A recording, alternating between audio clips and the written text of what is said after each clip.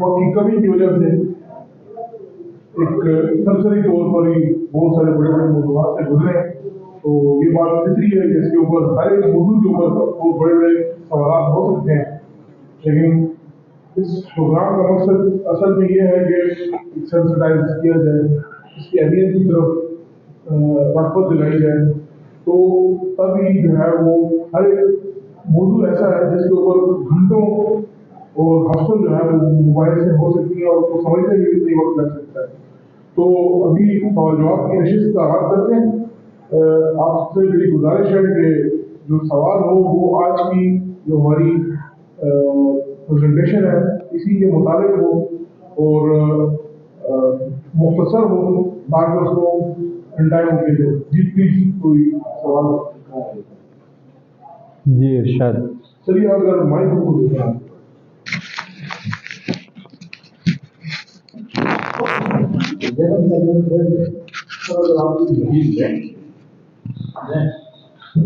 खड़े होकर ज्यादा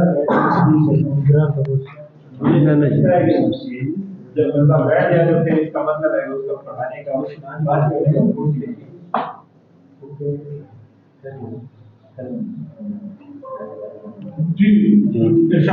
अस्सलाम वालेकुम सर, ये मुझे इमाम गज़ाली की जो आपने कहा है ना कि अभी जो उसने कहा कि बिल्कुल ये फ़र्ज़ किफ़ाया है, तो इस पर ज़रा रोशनी डाल लेगी।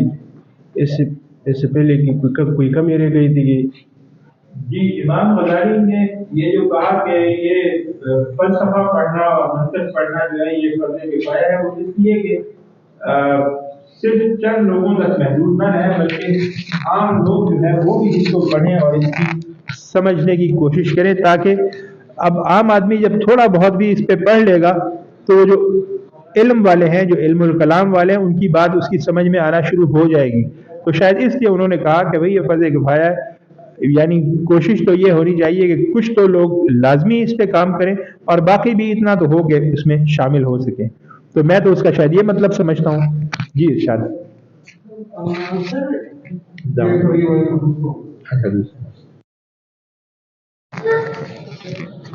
Thank you sir. सर मेरा सवाल ये है कि मुसलमानों की पूरी तारीख में जदीद सवालात को या लॉजिकल क्वेश्चंस को ज़्यादा अप्रिशिएट क्यों नहीं किया? शख्सियात तो आए हैं लेकिन प्रेडिक्टिवली में बात करते तो इसको डिस्करेज किया गया है। जैसे आजकल के ज़माने में भी जब कोई लॉजिकल बात करता है तो एक रिएक्शन आता है मुसलमानों की अक्सरियत इल्म की दुनिया के लोगों की मैं बात कर रहा हूँ, तो इसकी बुनियादी वजह क्या है? आल्दो कि इसको अप्रिशिएट करना चाहिए।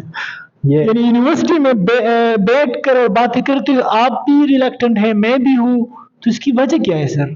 क्योंकि जिंदगी सबको अजीज है। सब वो हमें तो मुशर्रफ साहब बता के गए हैं कि सबसे पहले पाकिस्तान और बाद में सारा जहान, लेकिन फिर लोगों ने उसको मजीद करेक्शन की। वो कहते हैं कि सबसे पहले अपनी जान भाड़ में जाए पाकिस्तान। तो एक तो वजह ये है। दूसरी वजह ये कि आप देखें, वही बात है, ये सद्दाम साहब बैठे हुए हैं, फिर ये नाराज होंगे, लेकिन इकबाल के बगैर काम चलता नहीं है। इकबाल ने कहा है कि तर्ज़े कोहन पे अड़ना, आईने नौ से डरना, मंजिल यही कठिन है कौमों की जिंदगी में।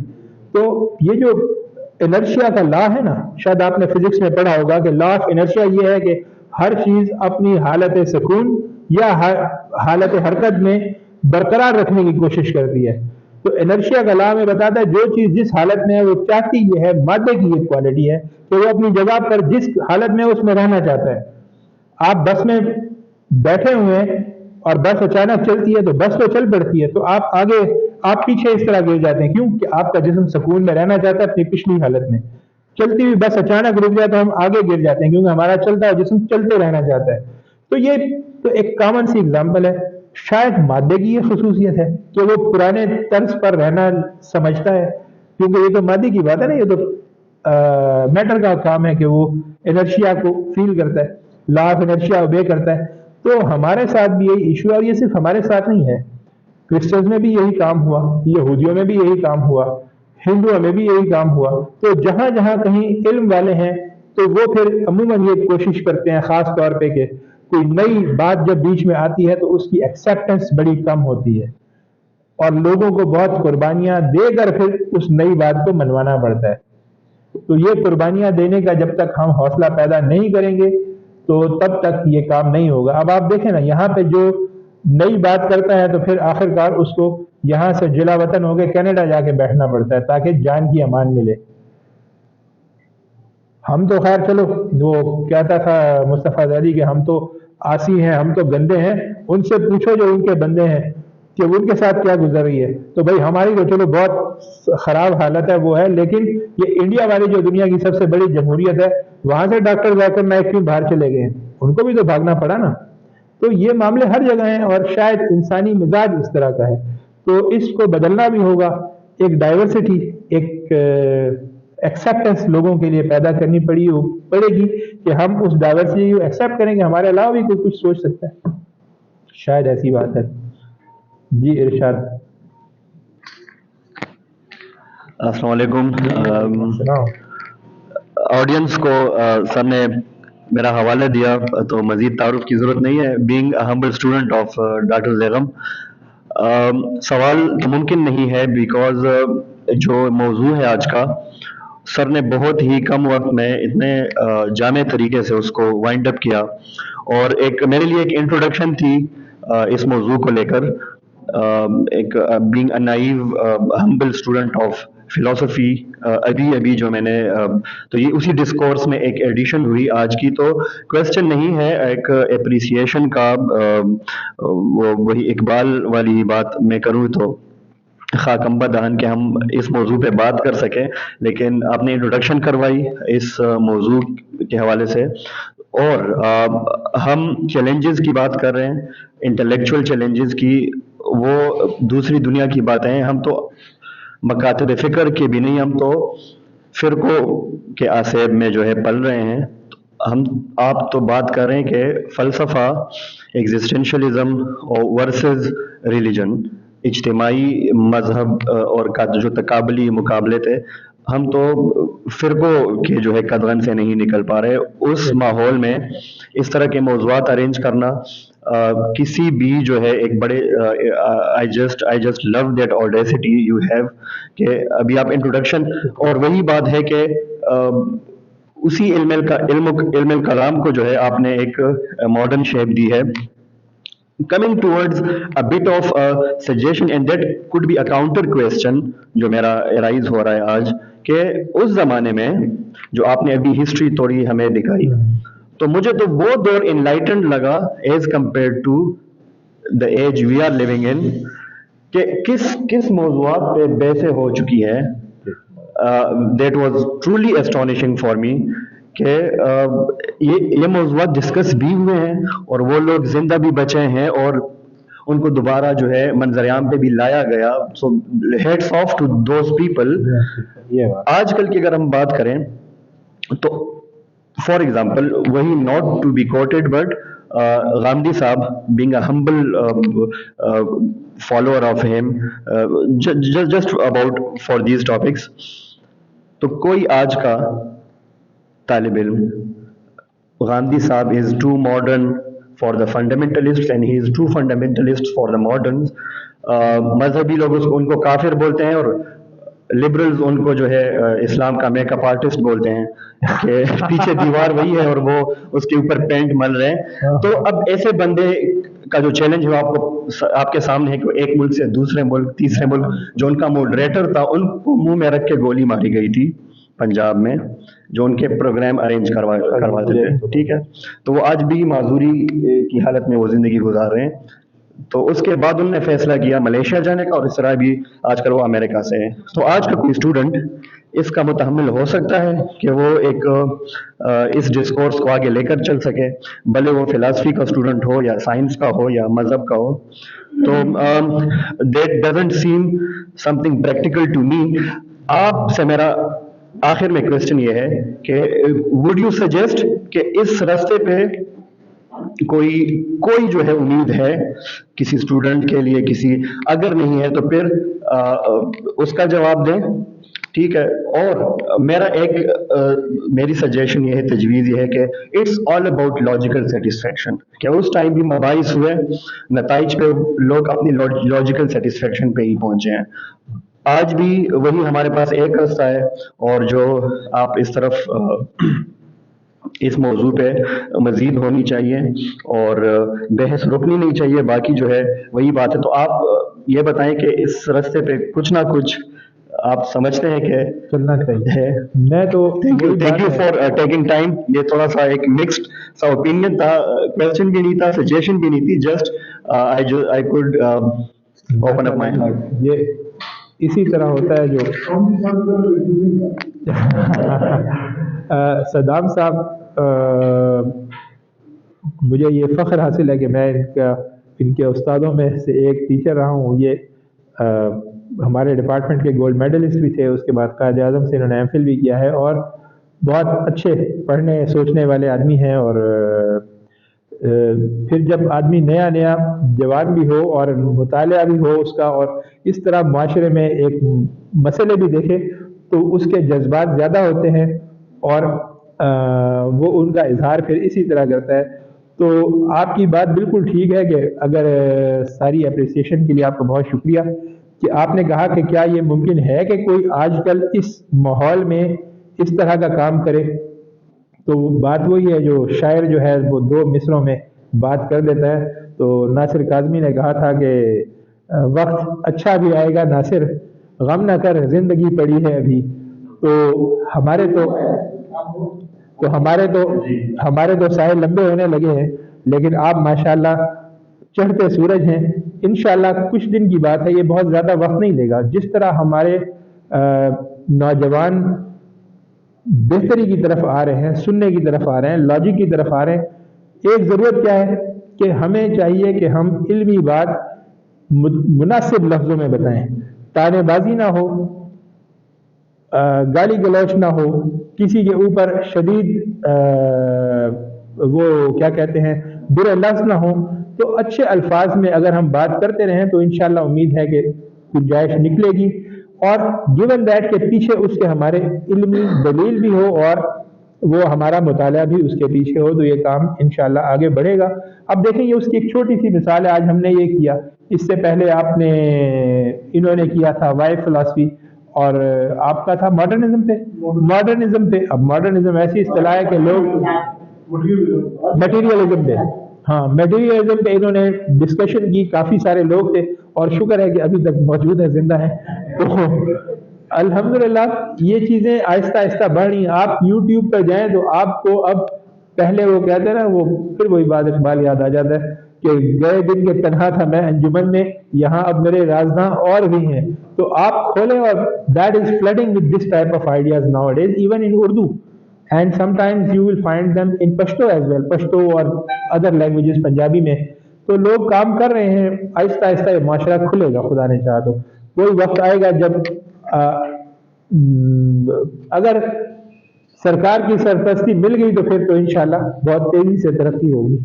لیکن وہ جو ایک کمال کا جملہ جو ہے نا, عمران خان کے میں حق میں ہوں یا مخالفت میں ہوں یہ الگ بات ہے, لیکن ایک جملہ اس نے بہت کمال کا کہا تھا کہ آپ نے بس گھبرانا نہیں ہے. تو جی ارشاد بیٹا. السلام علیکم سر. وعلیکم السلام. لاسٹ میں آپ نے میرے منہ کی بات چھین لی سر. جو کویشچن تھا اس حوالے سے کہ انڈیویجولی ہم نے کوشش شروع کی ہے, جس طرح یہ فارم ہے ماشاءاللہ میرا تیسرا فارم ہے کہ اس کے ساتھ لنک ہو, تو بہت ہی اچھا لگتا ہے کہ یہاں پہ جو ڈسکشن ہوتی ہے اسپیشلی فلاسفی میں پولیٹیکل سائنس کا اسٹوڈنٹ ہو تو تھوڑی انٹرسٹ بھی ہے اس حوالے سے. لیکن سر یہ چیز ہے کہ انڈیویجول پہ یہ جو کوشش جاری ہے یہ تھوڑا سلو ہے. ہمارے پاس وہ ریسورسز نہیں ہیں انڈیویجول پہ, تو اسٹیٹ کیا کنٹریبیوٹ کر سکتے ہیں؟ اگر ہماری جو اسٹیٹ ہیں, اسٹیٹ کے حوالے سے اگر دیکھا جائے تو اسٹیٹ کی جو پوری براڈ اسپیکٹرم ہے ان کی جو پریارٹیز ہیں وہ ہم سے ڈیفرنٹ ہے, جو انڈیویجول ہیں ان سے پریارٹیز ڈیفرنٹ ہیں. تو کس طرح ہم انڈیویجولی اس کو کنوینس کر سکتے ہیں؟ جی شکریہ, آپ کی بات میں سمجھ گیا ہوں کہ اسٹیٹ کس طرح اس کو سپورٹ کر سکتی ہے. بنیادی طور پہ 2 معاملات ہیں. دیکھیں یہ جو سیاستدان ہیں نا ہمارے, یہ اپنی مرضی نہیں کرتے, یہ دیکھتے ہیں کہ ہوا کا رخ کدھر ہے. یہی جو ریسنٹ موسٹ گورنمنٹ ہے عمران خان صاحب یہی وہ مائک لے لیں یہی سب سے زیادہ برا بھلا کہتے تھے یہ موٹر وے کو اور میٹرو بس کو، لیکن جب ان کی اپنی حکومت آئی تو ان کو احساس ہوا کہ یہ وہ چیزیں ہیں جس کو عوام پسند کرتے ہیں، تو انہوں نے بھی بنانا شروع کر دی، پھر اس کی پرائیڈ بھی لیتے تھے۔ تو عوام اگر ہم لوگوں کو ٹھیک کرنا شروع کریں تو یہ جو اوپر بیٹھے لوگ ہیں یہ ہوا کا رخ دیکھتے ہیں کہ اچھا زیادہ تر لوگ یہ تو پتا چلے گا ایسا آئے گا کہ یہاں پہ فلاسفی ڈپارٹمنٹ کو اور ان ڈسکشنز کو گورنمنٹ پروجیکٹ بنا کے دے رہی ہوگی، اس کو فنڈ کر رہی ہوگی کہ جی یہ فلاں ڈپارٹمنٹ جو ہے یہ ہماری بقا کے لیے بہت ضروری ہے، یہ پاکستان کے استحکام کی ایک علامت ہے، تو شاید یہ وقت بھی آ جائے۔ لیکن اس کے لیے ہمیں لوگوں کو کام کرنا ہوگا، انلائٹن کرنا ہوگا۔ نیچے جب ہماری میجورٹی ہو جائے گی تو پھر انشاءاللہ اتھارٹی بھی ہو جائے گی۔ وہ بچہ آخر والا کچھ پوچھنا چاہتا ہے۔ سر میرا سوال یہ ہے کہ آج کا نوجوان جو کنفیوزڈ ہیں، مختلف جو کنفیوز بھی ہے، اس کے علاوہ یورپ کو مکمل ممک کر رہا ہے، تو اس کی کیا بنیادی وجہ یہی علم الکلام کی کمی ہے جو کہ ہم تک نہیں پہنچ رہی؟ حالانکہ اگر یورپ کے جو سائنٹسٹ ہیں ان کے ویڈیوز ہمیں یوٹیوب پر، فیس بک پر بہت زیادہ ملتے ہیں، وہ زیادہ آگے آتے ہیں، جس کی وجہ سے وہ ہم ان کو سنتے ہیں، ہمارے ذہن میں سوالات اٹھتے ہیں، لیکن پھر ان سوالات کے جوابات کا ہمیں یہ سچ پتہ نہیں ہوتا۔ تو کیا یہ علم الکلام کی وجہ ہی ہے کہ ہم بہت زیادہ کنفیوز ہیں اور ہم یورپ کو اور ان چیزوں کو بہت زیادہ اپنانے کی کوشش میں ہیں؟ بالکل ماشاءاللہ۔ کیا نام ہے آپ کا بیٹا؟ محمد اجاز۔ ریاض؟ اعجاز۔ تو اعجاز صاحب نے تو جواب خود ہی دے دیا ہے، بالکل ٹھیک پن پوائنٹ آپ نے کیا ہے کہ ہمارا مسئلہ یہ ہے کہ ہمارے پڑھے لکھے لوگ اپنا کوئی ڈسکورس، اپنا کوئی علم الکلام بنانے میں ناکام ہوئے ہیں۔ ہم ابھی تک اسی باتوں پر چل رہے ہیں جو یورپ سے ہمیں آ جاتی ہیں اور ہم ان کو وہاں سے اگل دیتے ہیں۔ تو ہمیں اپنے مسائل کے بارے میں سوچنا ہے، اپنے طریقے سے سوچنا ہے۔ جب تک یہ کام نہیں ہوگا تو معاملہ آگے نہیں بڑھے گا۔ تو آپ کی بات بالکل ٹھیک ہے جناب۔ جی ارشاد۔ ایک چھوٹا سا کمنٹ ہے، شروع میں آپ نے عربوں کے حوالے سے جو بات کی کہ وہ عمل کرتے تھے لیکن ان کے ہاں سوچ بچار کا معاملہ تھوڑا کمزور تھا، جبکہ جیسے انہوں نے بھی اشارہ کیا کہ اس زمانے میں بعض چیزیں ایسی ہوئی ہیں کہ ہمیں لگتا ہے وہ روشن دور تھا، آج کا دور ذرا شاید اس حوالے سے تاریک ہے۔ اسمیر صاحب بیٹھے ہیں، انہوں نے مطلب ان میں جو شعراء تھے ہزاروں اشعار انہوں نے کسی ایک حسن کی ستائش پہ بھی کہے، تو اس کے لیے وہ الفاظ اور وہ لینگویج، اور ہمیں پتہ ہے لینگویج کا تعلق بھی برین سے ہے۔ تو دوسرا یہ کہ ہم احادیث کا ایک بڑا ذخیرہ وہ دیکھتے ہیں جس میں کہا جاتا ہے کہ ایک بدو آیا، ایک دیہاتی آیا اور اس نے رسول اللہ صلی اللہ علیہ وسلم سے یہ بات پوچھی، تو آپ نے کہا وہ کویسچن نہیں کرتے تھے، لیکن کافی ذخیرہ ان احادیث کا موجود ہے جس میں وہ کویسچن کرتے ہیں۔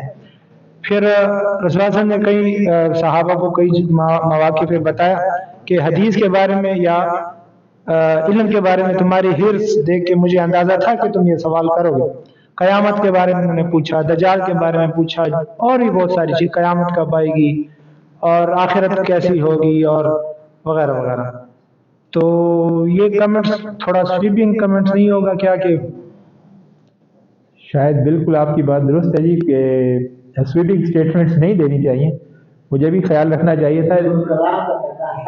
ہاں لیکن بات وہی ہے کہ جو میں نے عرض کیا تھا وہ یہ نہیں تھا، وہ یہ تھا کہ یہ بات نہیں ہے کہ قوم کوئی بالکل ہی بانجھ ہوتی ہے، ایک قوم کا مزاج ہوتا ہے، تو ایسی بات نہیں ہے۔ اگر آپ یہ دیکھیں کہ وہ جو بدو آیا والی مثالیں ہیں یا جو سوال جواب ہے، یہ جو 5 لاکھ کا ذخیرہ احادیث ہے، شاید وہ اس کا 10% بھی نہیں ہوگا، باقی ساری وہ ہیں جو بس میں نے سن۔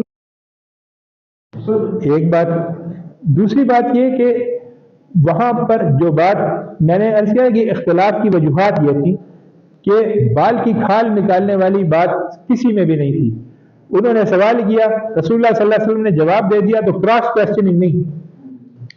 حضرت عمر کے بارے میں مشہور ہے کہ ایک دفعہ ایک آدمی آیا، اس نے کوئی ایسا سوال کیا کہ جو اس وقت تک، تو انہوں نے کہا کہ کیا یہ وقوع ہو چکی ہے ایسی بات؟ تو اس نے کہا نہیں، تو انہوں نے کوڑا اٹھایا بھاگ یہاں سے۔ वैसे ही हमारा वक्त जाया करते हो, एक मसला है नहीं हो तो वैसे ही बना बना के पूछ रहे हो उनसे। सर कुरान तो पाक मिजाज में होता है कौन सा? कुरान पाक में जो उनको एक ताकीद की गई कि आप बहुत ज़्यादा सवालात न करें रसूल से, ये अदब के खिलाफ है।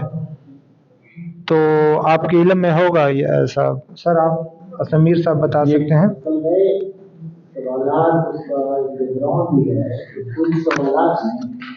हुज़ूर अकरम सल्लल्लाहु अलैहि वसल्लम ने कहा कि देखिए अभी मैं खुद कहता हूँ कि मेरे स्टूडेंट है और ये हमारे दूसरे असातिज़ा भी है कि वो स्टूडेंट फ़ौरन हर चीज़ सवालात में न मांगे, जवाब तैयार न मांगे। यानी कोई भी अच्छा टीचर ये नहीं चाहेगा कि उनके स्टूडेंट स्पून फेड हों, स्पून फीडिंग। ये असल में कुरान स्पून फीडिंग कर रहा था, हालांकि कुरान में खुद है अफला यतदब्बरून अल कुरान, क्या कुरान पे गौर नहीं करते। कुरान ने खुद इस बात पे उबारा है कि आप लोग तदब्बुर करो, सोचो, गौर करो। असल में वो स्पून फीडिंग की बात थी कि आप एक चीज़ पे पहले सोचे, गौर करें, आपको अल्लाह ताला ने अक्ल दी है, इस पे गौर करें, इसके बाद आप सवाल करें। बाकी जो हुजूर खुदा के पैगंबर का जो फिनोमेना होता है वो बहुत डिफरेंट है। अल्लाह का पैगंबर जब आता है वो चीज़ें क्लियर करा देता है उसमें। दूसरी बात है जो हमारे साथी ने भी की कि वो कुछ दौर में इस चीज़ को डिस्करेज किया गया, सवालात को या इस किस्म की बहस को। वो हमारे उलमा का, हुक्मरानों का आर्डर जो था, खासकर सुकूत बगदाद के बाद, वो कहता था कि वो आर्डर बिगड़ न जाए, जो रही सही मुसलमानों में जो आर्डर रह गया है वो बिगड़ न जाए, क्योंकि इन फिरकों की वजह से मुसलमानों का जो आर्डर था, इसको डॉक्टर फजल रहमान ने बड़ी तफसील से लिखा है कि असल में उस आर्डर, जो रही सही आर्डर थी, जो सेम्बलेंस थी, उसको महफूज रखना चाहते थे।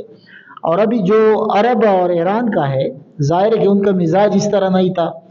ये मोहसिन साहब दूसरे भी बता सकते हैं। यहाँ फ़लसफ़े की इस तरह नुमा नहीं हुई थी जिस तरह दूसरी कौमों में हुई थी।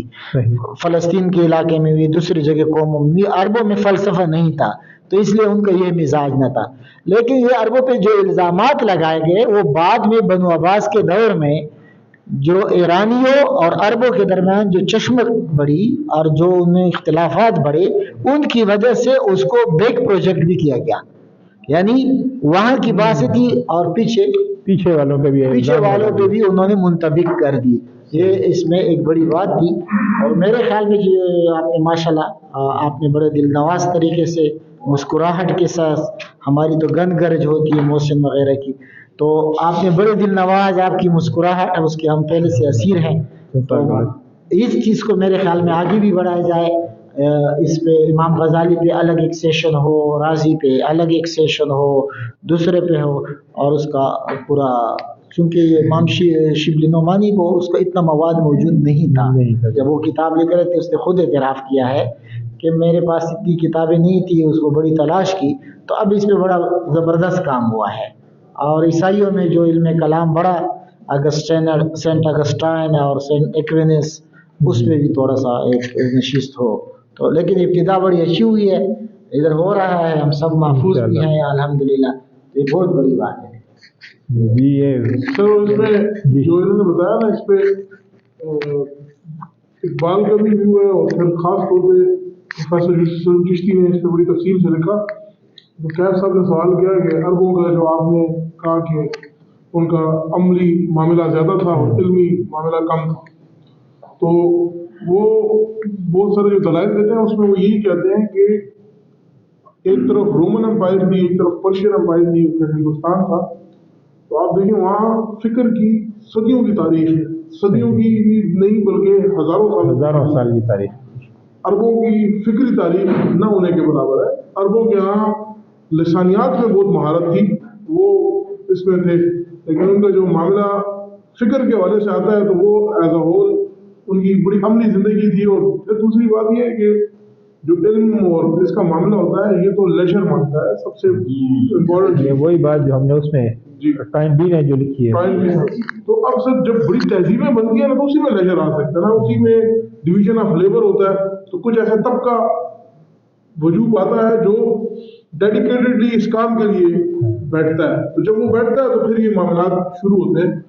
अरबों के यहाँ तो मामला ये था कि हैंड टू माउथ वाला मामला था, ना उनके यहाँ ज़राअत थी, मक्का के लोग थोड़े प्रिविलेज थे कि वहाँ खाना काबा की वजह से उनको जो है ना आज़मीन आते थे और उनकी जो थी वो मामला माशी बेहतर थे।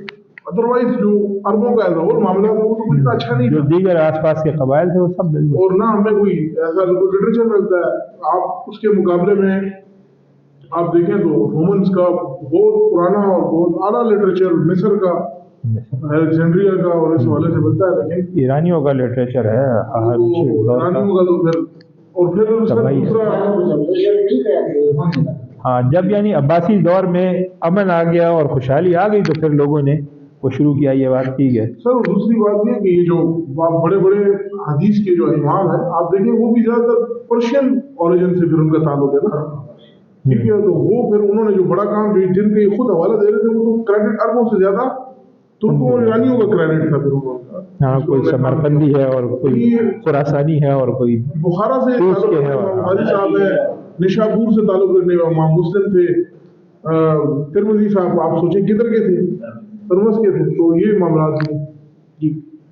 और कोई सर मैं थोड़ा सा सवाल जी सर मैं थोड़ा सा इजाफा कर देता हूँ सर। इसलिए इकबाल भी कहते हैं कि फितरत के तकाज़ों की करता है नगेबानी, या बंदे सहरा या मर्द कोहिस्तानी। सर तो असल में ये कोहिस्तान और या सहरा वाले लोग जो होते हैं इनको हर वक्त इसी में दौड़ में लगे होते हैं, जान बचाने सर्वाइव उसमें होते हैं। वो इसमें तो होते ही नहीं है कि वो शहर में हो, और वो तो शहर वाले मामले सोचने का वो नहीं होता, इसीलिए तो ये अमीर लोग होते हैं, जंगें होती थी उनमें, तो ये अमीर लोग वसाइल की तकसीम। इस तरह आपने तुर्कों की बात की कि तुर्क तो जंगली इसलिए थे कि वो पहाड़ों के लोग थे, तो वो या सहरा गोपी के थे या वो पहाड़ों के थे। तो यही दो इलाके थे, वो सख्त जो लड़ना ही उनका सारा वो था। ईरान तो सर वो हमारा इलाका था और अच्छा इलाका था, हिंदुस्तान हमारा इलाका था अच्छा इलाका, तो वहाँ पर यही चीज चलती है। जी इरशाद।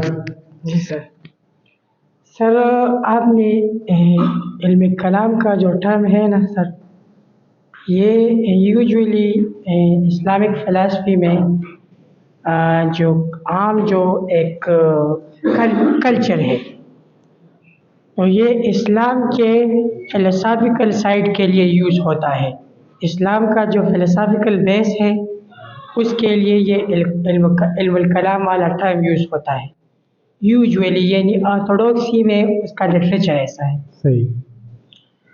लेकिन आपने इनको आमाल के साइड के लिए भी यूज़ किया, इस्लाम का जो प्रैक्टिकल साइड है अमल के लिहाज वाला कि ये ऐसा अमल कर, तो ये आपने सर क्यों इस टर्म को ऐसे यूज़ किया?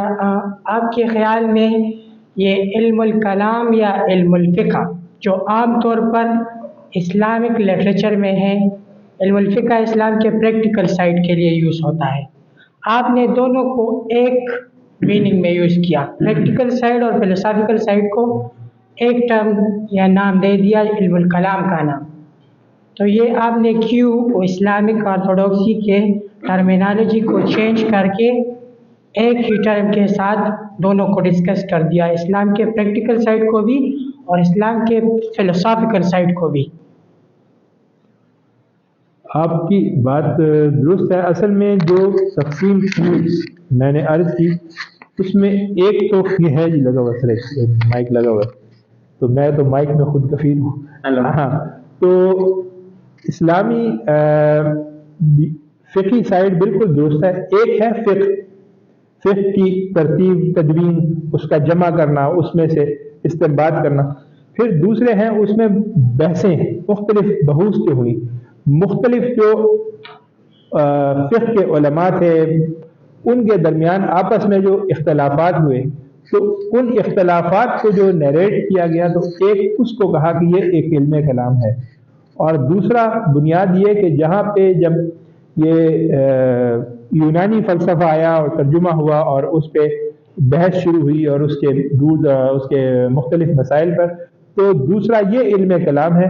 तो एक इल्म कलाम आप समझें मजहबी है और दूसरा इल्म कलाम अक़ली है कि जहाँ पे अक़ल के साथ बहस की गई, उनमें रिवायत के साथ बहस की गई, उनका इल्म कलाम ज़रा और तरीक़े का था। तो एक है फ़िक़्ह को लिखना, फ़िक़्ह को मरबूत करना, उसकी तदवीन करना, वो एक चीज़ है, और एक उस पर जो बहसें हुई, यानी ये जो इतनी बड़ी बड़ी आप वो देखते हैं कि डिस्कशन हैं एक ही मसले के ऊपर, तलाक़ के मसले पे, विरासत के मसले पर, تو یہ ساری چیزیں جو ہیں وہ پھر ہر ایک نے اس میں اپنی اپنی دلیلیں دی، اور کچھ نے علمی دلیلیں دی، کچھ نے عقلی دلیلیں دی. تو وہ علم کلام اس لیے اس کو کہا گیا کہ یہ بھی ایک علم کلام کی قسم ہے، وہ ابتدائی تھی. اور دوسری قسم وہ ہے جو پھر بعد میں جب یہ امیاد کا زمانہ آیا اور عباسیوں کا زمانہ آیا تو اس میں پھیلی، عباسیوں میں خاص طور اس میں ایک بڑی بات ہے کہ ایک فقہ ہے، ایک اصول ہے، سے اصول ہے. جو جس سے آپ نے کیسے ڈیرائیو کرنی ہے، اس میں بڑی ہماری جو عقلی حیثیت ہے وہ تھوڑا الگ اصول فقہ میں پھر علم کلام آیا. یہ جو فرما رہے ہیں یہ صحیح فرما رہے ہیں. اس طرح ہے کہ ہمارے یہاں ائمہ کا معاملہ بھی یہ ہے کہ ایک ہم ان کو نارملی کہتے ہیں عقائد کے امام اور دوسرے کو کہتے ہیں فقہ کے امام. اکثر جو عقائد کے امام ہیں اس میں بڑے بڑے نام جو ہیں علامہ شریف صاحب کا، ماتریدی صاحب ہیں، اور یہ ان میں یہ کیا جاتا ہے. اور بعد میں فقہ کے امام میں آپ سب کو پتہ معروف جو 4 بڑے ائمہ ہیں، اور اس کے علاوہ بھی اور ائمہ بھی ہیں.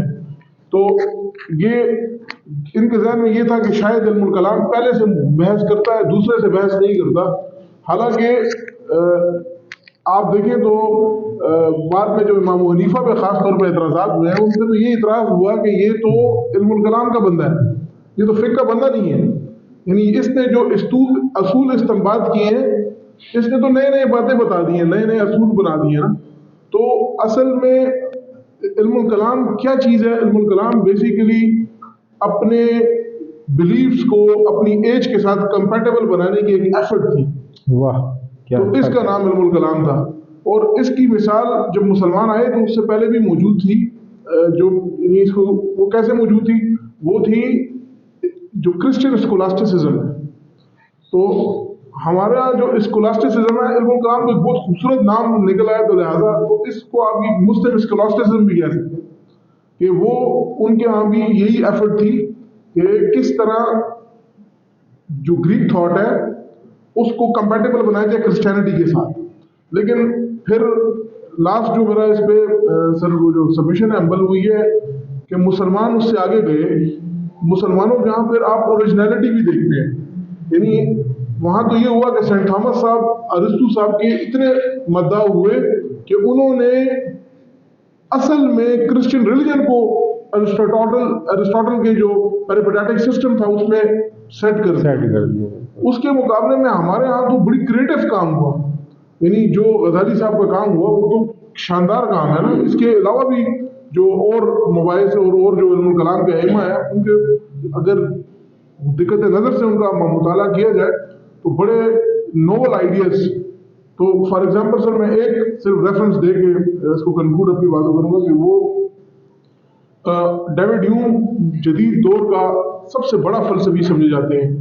تو اختلاف لوگ کر سکتے ہیں، لیکن بہرحال ان کے پہلے 2-3 بڑا فلسفی ہونے میں جدید دور کے کوئی اختلاف نہیں کر سکتا. تو ڈیوڈ ہیوم کا پورا تھاٹ جو ہے نا، وہ جس نظریے پہ کھڑا ہے وہ ان کی کازیلٹی کا نظریہ ہے. اور آپ دیکھیں کہ وہ بدرجہ اتم وہ آپ کو غزالی کے ہاں ان کا کازیلٹی کا وہی نظریہ جو کازیلٹی کے رد میں غزالی نے لایا وہ آپ کو ملتا ہے. تو اتنا اوریجنل کام بھی اس علم الکلام کے زمانے میں. اور ڈیوڈ ہیوم کا زمانہ کون سا تھا؟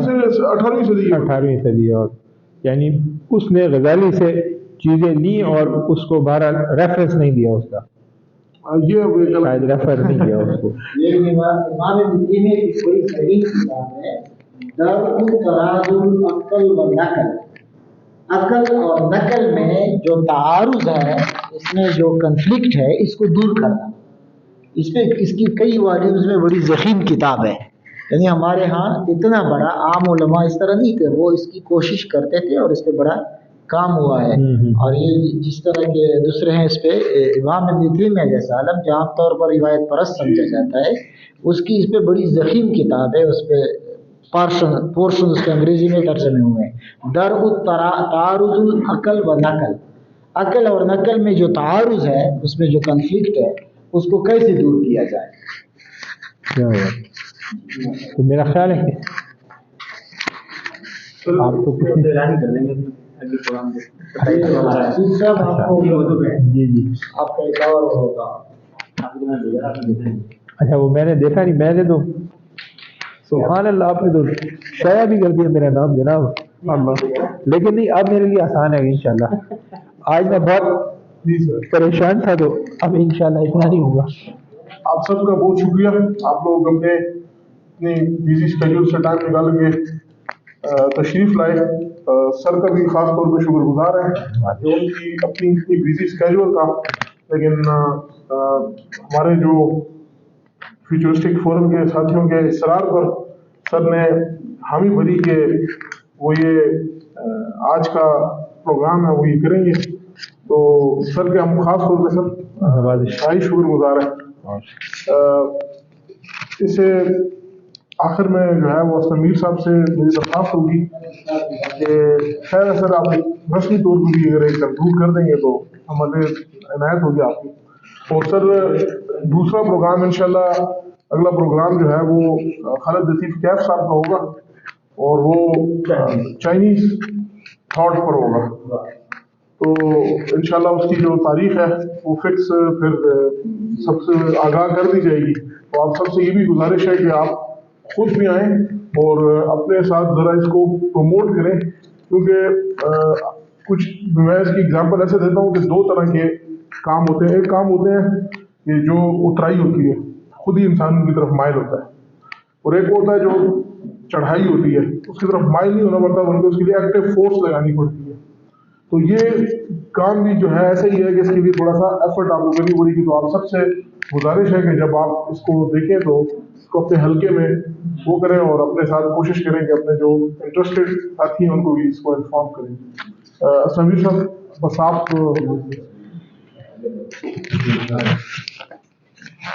ये लगा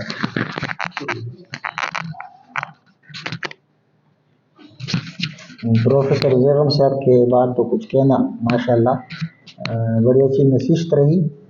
ये ज़ाहिर है कि इसमें ये भी है ज़्यादा सामीन एक्सपेक्ट नहीं करते, क्योंकि इस तरह की जो दकीक बातें हैं इस पर, लेकिन कुछ किसी को भी फुट ऑफ थॉट मिले लोगों को और ये काम शुरू हो, मुसलमानों में हो रहा है, इस तरह मुकम्मल बांझ भी नहीं है जिस तरह हमें दिखाई दे रहा है। ज़ाहिर है हर जगह भी मुसलमानों में जगह जगह काम हो रहा है, इल्मुल कलाम आप कहें, दूसरे मसाइल पे बात होती है, हमारे सोशल मीडिया भी इस्तेमाल हो रही है। तो ये बहुत बड़ा काम है, ये छोटी छोटी चीज़ें आपको दिखाई दे रही है। वेस्ट में भी अगर हुआ है तो थोड़ी थोड़ी से सर्कल से और आगे बात बड़ी है। तो माशाल्लाह पेशावर में भी अभी कई सर्कल्स होने लगे हैं, ये तो बड़े फिक्र वाला सर्कल है, दूसरी जगह भी हो रहे हैं। तो ये सफ़र शुरू हुआ है और उसमें ज़रूरी नहीं है कि ज़्यादा लोग हो, भीड़ हो, चंद लोग हों, ये बात एक दूसरे से जगह पहुंचाई जाए तो ये बहुत बड़ी बात है। इल्मुल कलाम की आज मुसलमानों को बहुत ज़रूरत है, लेकिन उसके लिए तैयारी की बहुत ज़रूरत है। ये नारों वाला काम नहीं है, जज्बात वाला काम नहीं है, भीड़ वाला काम नहीं है। चंद लोग हों, दर्दमंद लोग हों, उनको फिक्र भी हो, लेकिन उनके लिए उनको आज़ाद रखना है। इकबाल ने जो ज़ाहिर है कि 30 की वो है, 30 या 30 से कुछ पहले उसका जो खुतबा है the principle of movement in Islam, reconstruction of religious thought in Islam में, उसमें जो उसका खुतबा है वो इसी एहसास के तहत लिखा गया है, बल्कि पूरे रिकंस्ट्रक्शन ऑफ रिलीजियस थॉट इसी खुतबे के सबील में और मद में लिखा गया। तो वही इकबाल का दर्द है और इकबाल ने इस बात को छेड़ा है और इस बात की ज़रूरत महसूस की है कि मुसलमान ये चीज़ पैदा करे, लेकिन उसमें जहन की आज़ादी, फ़िक्र की आज़ादी बहुत ज़रूरी है। हम पहले ये, और ये दोनों तरफ से होगा, ये जो हम में अकीदत हो या अंधी तकलीद से अपने आप को छुड़ाना होगा। अंधी तकलीद खा मगरिब की हो या अपने उलमा की हो, ये दोनों तकलीद हर लिहाज से नुकसानदेह है किसी के लिए। इन दोनों फिक्रों से कि ज़रूरी नहीं कि मगरिब की हर चीज़ ठीक हो और ज़रूरी नहीं कि हमारी भी हर बात ठीक हो, तो इस अंधी तकलीद से बच के हम आगे जा सकते हैं। डायलॉग हो, सबसे बड़ी बात डायलॉग है कि डायलॉग अभी शुरू हो गया है, ओपन है, सारे एक दूसरे से बात भी कर रहे हैं।